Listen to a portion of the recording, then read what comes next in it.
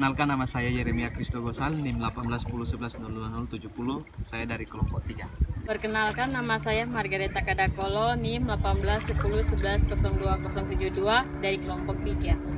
Perkenalkan, nama saya Brian Otiseke, NIM 1810110235 dari kelompok 3. Perkenalkan, nama saya Kristiana Cornelis dengan NIM 1810110236. Kami dari kelompok 3. Halo, perkenalkan nama saya Priskela Megumi dengan NIM 026 dari kelompok 3.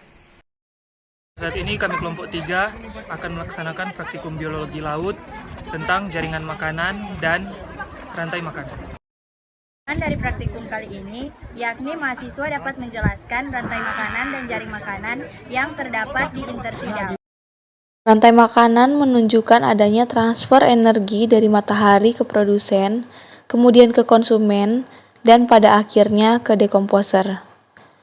Contoh dari produsen adalah tanaman dan fitoplankton.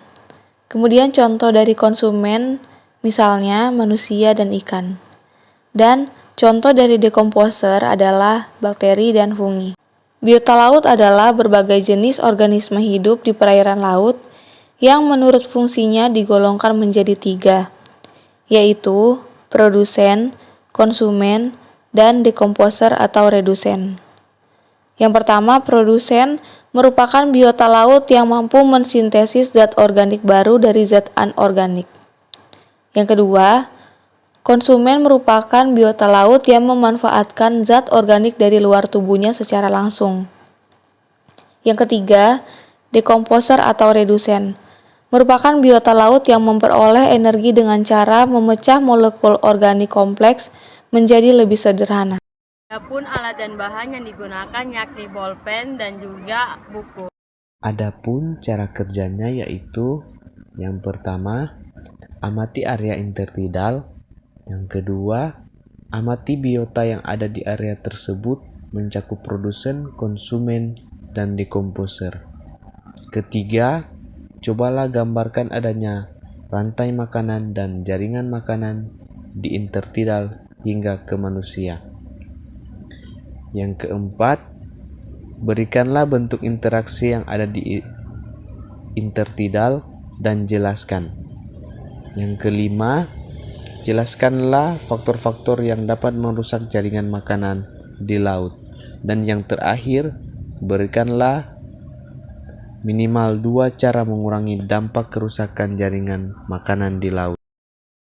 Berdasarkan hasil yang kami amati, terdapat ikan kecil yang memakan tumbuhan yang menempel di karang. Kemudian ikan kecil ini dimakan oleh ikan yang lebih besar. Kemudian ikan besar ini akan dimangsa oleh konsumen tingkat 3. Berdasarkan hasil pengamatan yang diperoleh kelompok kami, di mana ikan kecil memakan tumbuhan yang menempel di terumbu karang, kemudian ikan kecil yang merupakan konsumen tingkat 1 dimangsa oleh ikan besar yang merupakan konsumen tingkat 2. Menurut Marcel 2000, konsumen tingkat 1 adalah konsumen yang langsung memakan produsen yang disebut dengan herbivora atau pemakan tumbuhan. Selanjutnya, menurut Norman 2008, konsumen tingkat 2 adalah konsumen yang memakan konsumen tingkat 1 atau disebut pemakan daging atau karnivora. Menurut Nyak Bakken 1992, jaring-jaring makanan merupakan proses makan-memakan yang terdiri dari beberapa rantai makanan.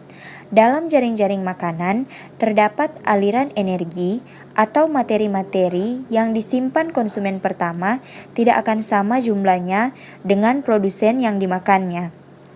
Untuk mendapatkan materi yang disimpan, maka konsumen harus dipelihara dalam suatu tempat yang terkurung dengan suhu yang stabil. Kemudian, agar aliran energi tetap stabil, maka perbandingan jumlah produsen harus lebih banyak daripada konsumen 1. Konsumen 1 lebih banyak dari konsumen 2, kemudian konsumen 2 lebih banyak dari konsumen 3, dan seterusnya, sehingga membentuk piramida makanan. Kesimpulan yang diperoleh yaitu rantai makanan di intertidal yang dapat diamati oleh kelompok kami adalah ikan kecil memakan tumbuhan yang menempel di karang, kemudian Ikan kecil ini dimangsa oleh ikan besar yang merupakan konsumen tingkat 2. Ini merupakan daftar pustaka yang digunakan oleh kelompok kami. Say, oh my God, I see the way you shine. Take your hand, my dear, and place them both in mine.